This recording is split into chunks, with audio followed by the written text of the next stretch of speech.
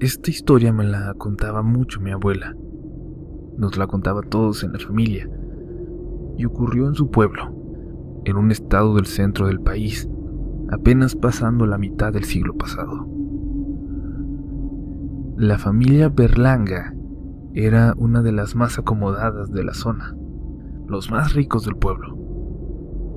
La gente decía que tenían muchos negocios en las grandes ciudades del país, pero por alguna razón decidían seguir viviendo en el pueblo, donde tenían una hacienda enorme, de verdad enorme.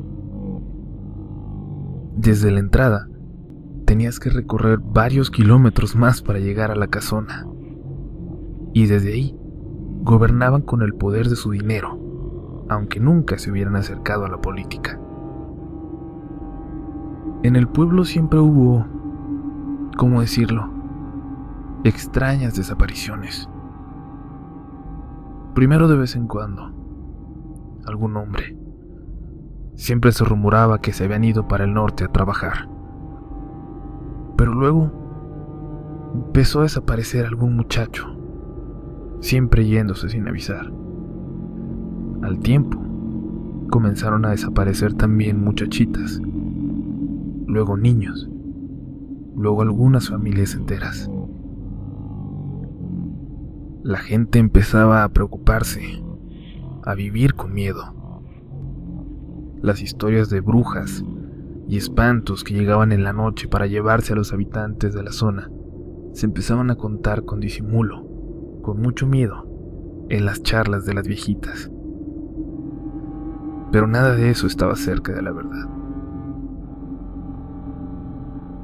En una ocasión, un campesino salía con una carga de chiles para una gran ciudad, dicen que Guadalajara. A unos kilómetros de la hacienda de los Berlanga, una chiquilla de 12 años se atravesó corriendo en el camino pidiendo ayuda. Él, asustado e impactado, la dejó subir, y uno de sus ayudantes que bajaban en la parte de atrás se acercó a ayudarla. Iba llena de heridas, de mordidas profundas, con marcas que parecían ser de dientes humanos, algunas pequeñas y otras grandes. Cuando la limpiaban, tocaron su hombro y la niña chilló de dolor. Al descubrírselo, vieron horrorizados que le habían arrancado un gran pedazo de carne del hombro, un pedazo muy profundo.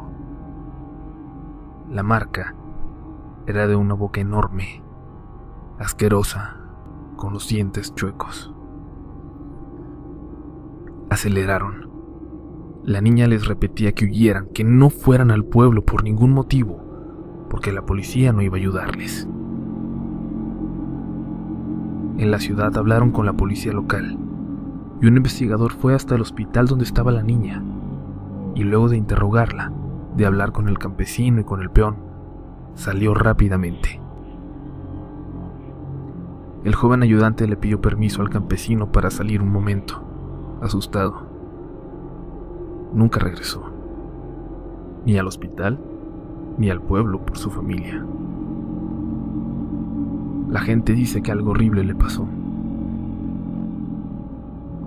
Lo cierto es que al día siguiente, el investigador volvió al hospital. El campesino no había querido dejar a la niña, y él habló con ellos. Esta vez el investigador iba acompañado de un hombre muy elegante, un empresario poderoso, casualmente, rival de negocios de los Berlanga. Les juraron que se haría justicia. A los Berlanga los protegía la policía del pueblo, incluso autoridades estatales. Pero el misterioso empresario era más poderoso. Se dice que habló con el mismísimo Miguel Alemán a unas semanas de que éste tomara posesión como presidente. Llegaron cientos de policías al pueblo de mi abuela. Entraron fuertemente armados a la hacienda de los Berlanga. Ahí opusieron resistencia. Los peones los trabajadores de la hacienda, todos defendieron ferozmente a la familia. Incluso las criadas atacaban a las autoridades al entrar. Aseguran que parecían animales salvajes y que no dejaban de luchar hasta recibir varios disparos. Lo que encontraron en el lugar los dejó horrorizados.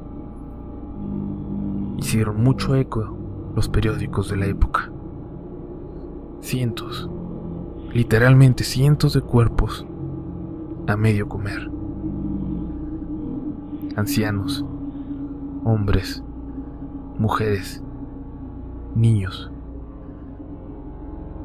en edad en la que apenas podían caminar, habían sido devorados. En algún momento, años atrás, la familia había decidido llevar su poder al límite. No conforme con aprovecharse de la gente del pueblo y ser ricos a su costa, habían empezado a fascinarse por probarlos, por devorarlos, por hacer rituales horrendos, monstruosos, en los que iban comiéndolos vivos poco a poco, mientras otro grupo de víctimas observaba llena de terror, esperando su turno. La chiquilla que logró escaparse había sido capturada junto a su hermana. Cuando era su turno de participar en el ritual, ambas pelearon con todas sus fuerzas para salvarse. La hermana mayor, de unos 14 años, atacó ferozmente a Miguelito, el más joven de los Berlanga, y le arrancó uno de sus ojos mientras éste mordía como una bestia a su hermana. En la confusión, entre los gritos de dolor del niño, ella logró escapar. El castigo para la otra fue la muerte más dolorosa y cruel a manos de Miguelito y el resto de los Berlanga. Cuando la policía llegó, la joven, aún agonizando, colgaba de las muñecas. La familia la había estado comiendo poco a poco por 2 días. La habían devorado desde sus pies hasta los muslos. La policía se llevó a los que sobrevivieron de la familia Berlanga. La gente del pueblo se encargó de linchar a 2 o 3 peones de la hacienda que habían sobrevivido a la balacera. Pero los Berlanga nunca llegaron a ser procesados, a ser juzgados por sus crímenes. Solo don Abel, el patriarca de la familia, un anciano de casi 70 años. Pero de los demás ya no se volvió a saber nada. Aunque mi abuela cuenta que décadas después, en los 90, cuando volvió al pueblo, los niños aseguraban que entre las ruinas de la hacienda a veces se veía caminar a un hombre con un parche en el ojo. Cuentos seguramente alimentados por esta historia que no ha dejado de contarse en la comunidad. A mí me da curiosidad pensar cuánto les costó a los Berlanga su libertad, en qué ciudad o en qué pueblo se fueron a esconder, y si continuaron con sus macabros ritos. Aún hoy pienso en ellos cada que veo en los periódicos noticias sobre gente que ha desaparecido.